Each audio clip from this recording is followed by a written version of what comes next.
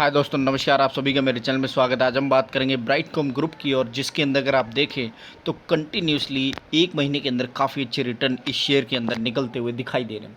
अगर मैं आपको बताऊं तो यहाँ पर अगर एक महीने के अंदर देखें तो आपको लगभग 50% तक की तेज़ी इस शेयर के अंदर अब बनती हुई दिखाई दी है।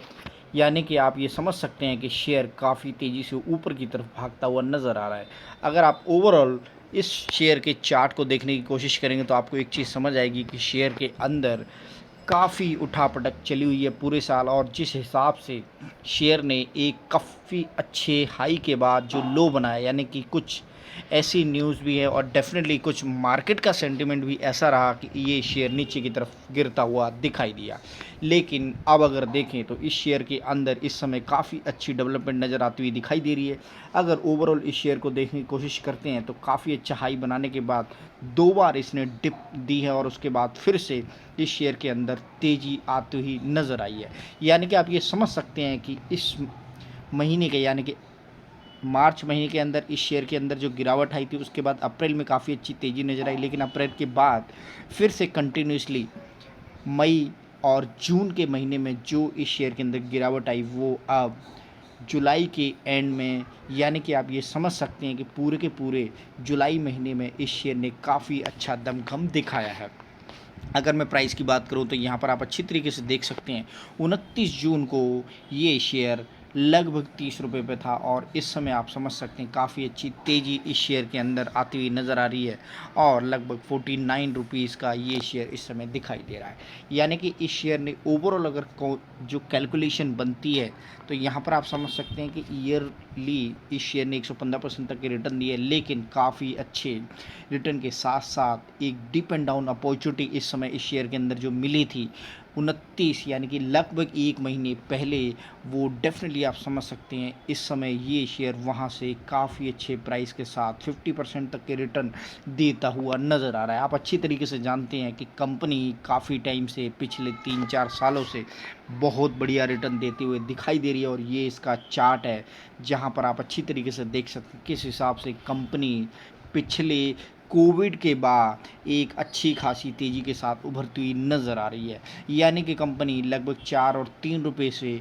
जिस हिसाब से ऊपर की तरफ ये गई, यानी कि आप ये समझ सकते हैं इसका जो हाई बनता हुआ यहाँ दिखाई दे रहा है 117 का, और वहाँ से ये लगभग 2 बार साल के अंदर बोनस भी दे चुकी है। यानी कि कंपनी कंसिडर करने लायक है, कंपनी का बिजनेस ग्रोथ बहुत बढ़िया है। अगर आप इसकी वेबसाइट को विजिट करेंगे तो आपको एक चीज़ नज़र आएगी कि कंपनी के अंदर इतना ज़्यादा पोटेंशियल है, और इसके कस्टमर की जो चेन है वो इतनी लंबी है कि इसका जो रेवेन्यू है वो कंटिन्यूसली बढ़ता हुआ नज़र आ रहा है। ओवरऑल 5 साल के रिटर्न की बात करें तो यहाँ पर आपको एक चीज़ नज़र आएगी कि लगभग 1416% के रिटर्न इस शेयर के अंदर निकलते हुए नज़र आए पिछले 5 सालों के अंदर, जो मैं ये समझता हूँ कि किस हिसाब से इस शेयर ने पेनी स्टॉक, यानी कि एक ऐसा 4 रुपये का स्टॉक जो काफ़ी अच्छे प्राइस के साथ, और उसके बाद 2 बार ये शेयर बोनस भी देता है आपको।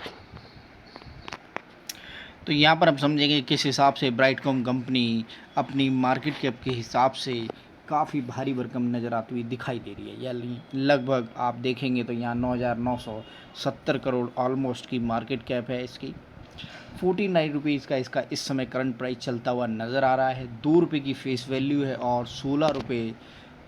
का इसका जो लो है वहाँ से लगभग आप समझें तो 123 रुपये का इसने हाई भी बनाया है। यानी कि कंसिडर करने की कोशिश करें तो 123 रुपये से ये अभी भी काफ़ी नीचे है, यानी कि ये शेयर अपने हाई से काफ़ी नीचे है, और कंटिन्यूसली ग्रोथ जिस हिसाब से इस शेयर के अंदर इस समय एक महीने से चलती हुई नज़र आ रही है, उससे आप ये समझ सकते हैं कि हाँ, इस शेयर के अंदर प्रीवियसली जो रिटर्न निकले थे डेफिनेटली इस समय भी दोबारा से काफ़ी अच्छी तेज़ी शेयर के अंदर आती हुई नज़र आएगी। यहाँ अगर दो चीज़ देखने की कोशिश की जाए तो आपको ये समझने में काफ़ी बढ़िया दिखाई देगा कि कंपनी ऑलमोस्ट डेट फ्री है, और कंपनी के जो रिजल्ट्स हैं वो कंटिन्यूसली काफ़ी अच्छे नज़र आते हुए दिखाई दे रहे हैं।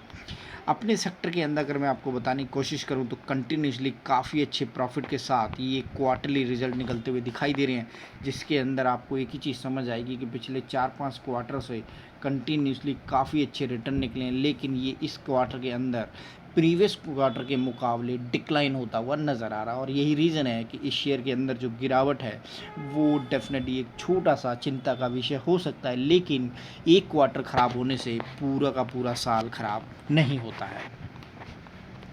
अगर नेट प्रॉफिट की ईयरली वाई ग्रोथ के हिसाब से देखा जाए तो आपको एक चीज़ समझ आएगी कि कंपनी काफ़ी अच्छी तरीके से ईयरली के अंदर अपनी ग्रोथ बनाती हुई नज़र आ रही है। अगर 5 साल के डाटा को आप देखेंगे तो यहाँ पर आप एक ईमानदारी से चीज़ को देख सकते हैं कि कंपनी एक टाइम पर डबल डिजिट में नेट प्रॉफिट कमाती थी और उसके बाद अब ये 3 डिजिट में नेट प्रॉफिट बनाती हुई दिखाई दे रही है और जल्दी आपको ये 4 डिजिट के अंदर नेट प्रॉफिट निकालती हुई दिखाई देगी। यानी कि कंपनी के अंदर कंटिन्यूसली ग्रोथ बहुत अच्छी है, 407 से लेकर के 444, 440, 483 और 912। यानी कि कंपनी ऑलमोस्ट अगले क्वार्टर के अंदर जैसे ही रिजल्ट आते हैं अगले साल के, तो आप ये समझेंगे कि इस शेयर के अंदर लगभग 4 डिजिट के अंदर जो नेट प्रॉफिट है वो निकलता हुआ दिखाई देगा। और जिस हिसाब से कंपनी कंटिन्यूसली 2 बार 2 साल के अंदर बोनस देती हुई दिखाई दे रही है, उससे आप ये समझ सकते हैं कि कंपनी के अंदर बहुत ज़्यादा दमखम है।